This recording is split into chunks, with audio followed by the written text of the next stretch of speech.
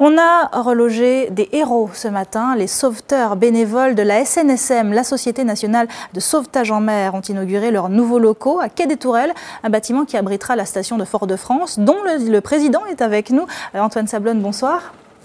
Bonsoir. Merci d'avoir accepté notre invitation. Alors on discutera dans un instant de ces nouveaux locaux, mais avant je vous propose de les découvrir. Ils ont été offerts par la direction du Grand Port de Martinique et vous les avez inaugurés ce matin en grande pompe sous l'œil de Marc-Olivier Drim.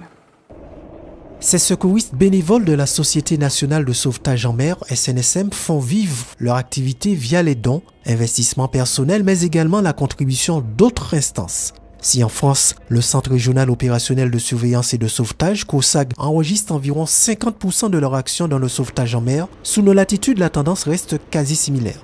En Martinique, comme la zone est bien plus large et que la zone de responsabilité du crochetager est bien plus large et qu'elle englobe également des territoires étrangers, le pourcentage de la SNSM est un petit peu plus faible, mais il est aux environs entre 30 et 45%. En Martinique, la SNSM est implantée à Casse-Pilote, au Marin, au François et à Fort-de-France. Pour moi, c'est important de venir aider les gens et en particulier les plaisanciers ou les professionnels de la mer qui ont des soucis en mer. Et la SNSM fait partie de ces gens qui viennent en aide aux autres et je trouve que c'est une valeur aujourd'hui qui est extrêmement importante. Habitués à se retrouver exclusivement autour de leur mission, aujourd'hui, l'inauguration de ce bâtiment mis à disposition par le Grand Port de Martinique demeure un plus pour ces acteurs. Ah mais oui, tout à fait, parce que en dehors des sauvetages qu'il y a en mer, il y a quand même toute la comptabilité. Les choses sont différentes, nous avons eu des tables, nous avons des chaises, de quoi s'installer. Le COSAG, avec ses 3 millions de kilomètres carrés de zones à surveiller, voilà un argument de taille avec cette nouvelle acquisition.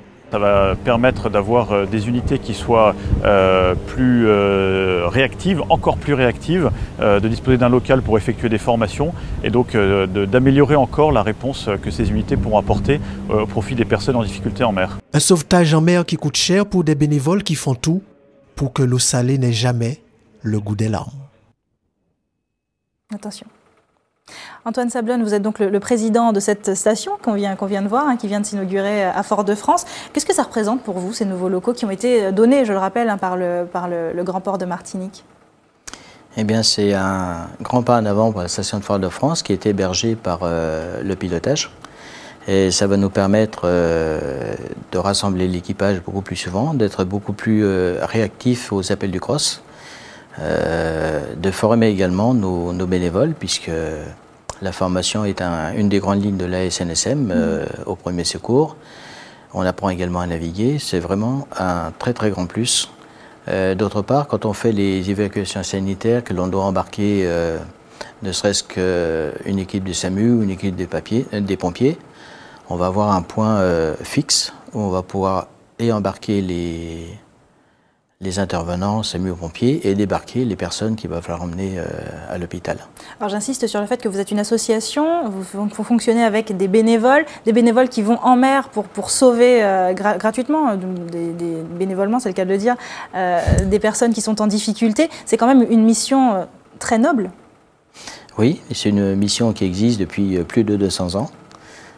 Sur la Martinique, beaucoup de monde a déjà fait les bases du sauvetage en mer, des stations comme Fort-de-France, comme le Marin, comme le François, qui existent depuis déjà très longtemps. On ne fait que continuer cette action qui a été commencée par bien des gens. On apporte notre petite pierre à l'édifice et puis on espère que ça continue encore bien longtemps derrière nous. 7000 bénévoles, ce sont qui? Qui sont-ils, ces anges gardiens de la mer quelque part? Il y a encore quelques temps, c'était beaucoup des marins. Aujourd'hui, viennent à la SNSM des gens de tous horizons. Ça peut être un pâtissier, un infirmier, un mécanicien, un militaire. Vous venez de quel milieu? Moi, je viens de la montagne. Donc j'étais d'abord en Haute-Savoie, très loin de la mer, et je suis un milieu professionnel dans l'industrie et l'outillage. Donc finalement, pas spécialement proche de la mer au départ. Et puis, depuis 2000, je suis à la SNSM et puis, ma foi, de plus en plus impliqué. Est-ce qu'en Martinique, il est difficile d'avoir les moyens de faire fonctionner la SNSM? Parce que ça fonctionne bien sûr par des subventions comme toute association, mais il y a aussi les dons. Est-ce que c'est difficile? Est-ce que vous avez du mal à acquérir le matériel dont vous avez besoin? Là, on a vu ces nouveaux locaux qui vous ont été donnés, mais voilà, est-ce que c'est difficile pour vous? C'est toujours un peu plus difficile qu'en métropole, puisque en métropole, la SNSM est connue de tous, et c'est vraiment quelque chose qui est ancré dans les mœurs, surtout en Bretagne et sur la côte atlantique.